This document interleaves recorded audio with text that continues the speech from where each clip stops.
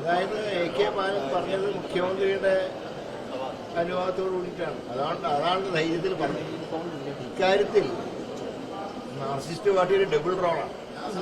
Party secretary ബാലനെതിരായി നിൽക്കുന്നു, മുഖ്യമന്ത്രി ബാലനെതിരായി നിൽക്കുന്നു. ഇവരുടെ ഉദ്ദേശം ഒരു മതപരമായിട്ടുള്ള ചേരിവുണ്ടാക്കി വോട്ട് പിടിക്കുക എന്നുള്ളതാണ്. ഇവർക്ക് ആരെയും പിന്തുണ കിട്ടില്ല. ഇവർക്ക് ന്യൂനപക്ഷങ്ങൾ ഇവരെ വിശ്വസിക്കില്ല. ശബരിമലയിലെ സ്വർണം കെട്ട ആളുകളെ അധികാരത്തിൽ കൊണ്ടുവരാൻ മറ്റ് വിഭാഗങ്ങളും തയ്യാറാവില്ല. ഇപ്പൊ രണ്ടുപേരും വോട്ട് ഇവർക്ക് കിട്ടാൻ പോകുന്നു. ഒരു ഉദ്ദേശിച്ചത് ഒരു ധ്രുവീകരണം ഉണ്ടാക്കി വോട്ട് പിടിക്കാനാണ്. ഞങ്ങൾ തറപ്പിച്ച് പറയുന്നു, ഒരു വിഭാഗത്തിന് വോട്ട് ഇവർക്ക് കിട്ടില്ല. ശബരിമലയിൽ സ്വർണ്ണക്കൊള്ള നടത്തിയവരെ ഒരു സമുദായം അംഗീകരിക്കാൻ പറ്റില്ല.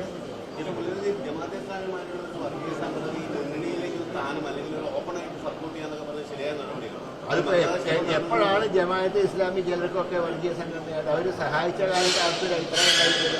ഞങ്ങൾ UDF പഞ്ചായത്ത് ഇലക്ഷനിൽ വെൽഫെയർ പാർട്ടിയായിട്ടാണ് ധാരണ ഉണ്ടാക്കിയിട്ടുള്ളത്, പ്രാദേശികമായി. അതും തിരുവനന്തപുരത്തൊന്നും ഉണ്ടാക്കിയിട്ടില്ലല്ലോ.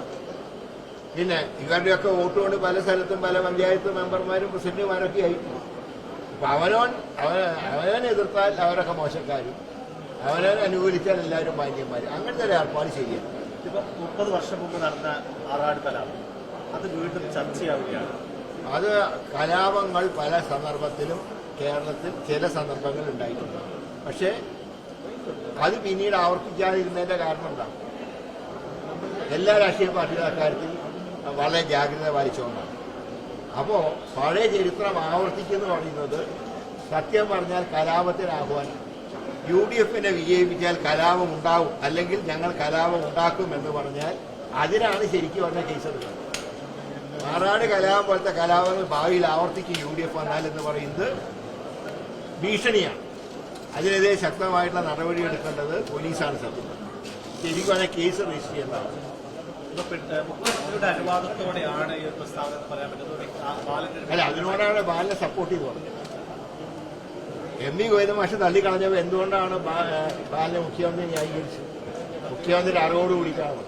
അത് ഞങ്ങൾ തീർച്ചയായിട്ടും ഇങ്ങനെയുള്ള പ്രസ്താവനകളെ ഞങ്ങൾ ഒറ്റപ്പെടുത്തിക്കൊണ്ട് തന്നെ അതിനെ ശക്തമായി ആക്രമിച്ചുകൊണ്ട് തന്നെയാണ് ഞങ്ങൾ മുന്നോട്ട്. അതായത് AK ബാലൻ പറഞ്ഞത് മുഖ്യമന്ത്രിയുടെ അനുവാദത്തോടു കൂടിയിട്ടാണ്. അതാണ് ധൈര്യത്തിൽ പറഞ്ഞത്. ഇക്കാര്യത്തിൽ മാർക്സിസ്റ്റ് പാർട്ടിയുടെ ഡബിൾ റോളാണ്. പാർട്ടി സെക്രട്ടറി ബാലനെതിരായി നിൽക്കുന്നു, മുഖ്യമന്ത്രി ബാലനെതിരായി നിൽക്കുന്നു. ഇവരുടെ ഉദ്ദേശം ഒരു മതപരമായിട്ടുള്ള ചേരിവുണ്ടാക്കി വോട്ട് പിടിക്കുക എന്നുള്ളതാണ്. ഇവർക്ക് ആരെയും പിന്തുണ കിട്ടില്ല. ഇവർക്ക് ന്യൂനപക്ഷങ്ങൾ ഇവരെ വിശ്വസിക്കില്ല. ശബരിമലയിലെ സ്വർണം കെട്ട ആളുകളെ അധികാരത്തിൽ കൊണ്ടുവരാൻ മറ്റ് വിഭാഗങ്ങളും തയ്യാറാവില്ല.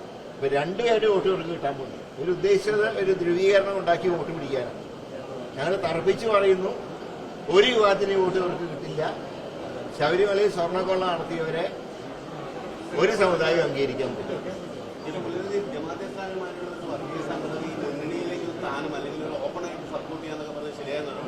അതിപ്പോ എപ്പോഴാണ് ജമാഅത്തെ ഇസ്ലാമി ചിലർക്കൊക്കെ വർഗീയ സംഘടനയായിട്ട് അവർ സഹായിച്ച കാലത്ത് അവർക്ക് അഭിപ്രായം ഉണ്ടായിട്ടില്ല.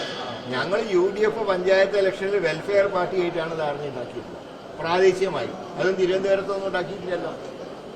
പിന്നെ ഇവരുടെയൊക്കെ വോട്ട് കൊണ്ട് പല സ്ഥലത്തും പല പഞ്ചായത്ത് മെമ്പർമാരും പ്രസിഡന്റുമാരൊക്കെ ആയിട്ടുണ്ട്. അപ്പൊ അവനവൻ എതിർത്താൽ അവരൊക്കെ മോശക്കാരും, അവനവൻ അനുകൂലിച്ചാൽ എല്ലാവരും മാന്യന്മാർ. അങ്ങനത്തെ ഒരു ഏർപ്പാട് ശരിയാണ്. ഇപ്പൊ 30 വർഷം മുമ്പ് നടന്ന ആറാട് കലാപം അത് വീണ്ടും ചർച്ചയാവുകയാണ്.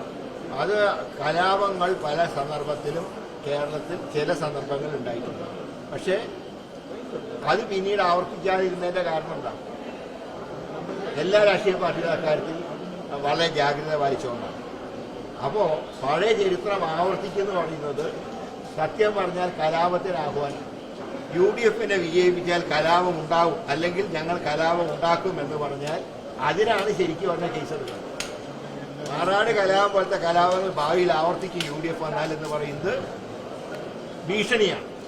അതിനെതിരെ ശക്തമായിട്ടുള്ള നടപടി എടുക്കേണ്ടത് പോലീസാണ്. സത്യം ശരിക്കും പറഞ്ഞാൽ കേസ് രജിസ്റ്റർ ചെയ്യേണ്ടതാണ്. മുഖ്യമന്ത്രിയുടെ അനുവാദത്തോടെയാണ് ഈ പ്രസ്താവന പറയാൻ പറ്റുന്നത്. അല്ല, അതിനോടാണ് ബാലനെ സപ്പോർട്ട് ചെയ്ത് പറഞ്ഞത്. MV ഗോവിന്ദ മാഷ് തള്ളിക്കളഞ്ഞപ്പോൾ എന്തുകൊണ്ടാണ് ബാലനെ മുഖ്യമന്ത്രി ന്യായീകരിച്ചത്? മുഖ്യമന്ത്രി അറിവോടുകൂടിയിട്ടാണ്. അത് ഞങ്ങൾ തീർച്ചയായിട്ടും ഇങ്ങനെയുള്ള പ്രസ്താവനകളെ ഞങ്ങൾ ഒറ്റപ്പെടുത്തിക്കൊണ്ട് തന്നെ അതിനെ ശക്തമായി ആക്രമിച്ചുകൊണ്ട് തന്നെയാണ് ഞങ്ങൾ മുന്നോട്ട് പോകുന്നത്.